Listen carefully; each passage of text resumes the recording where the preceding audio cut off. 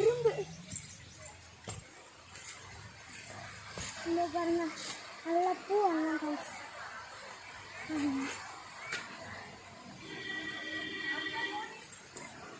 ஃபுல்லாவே செடி.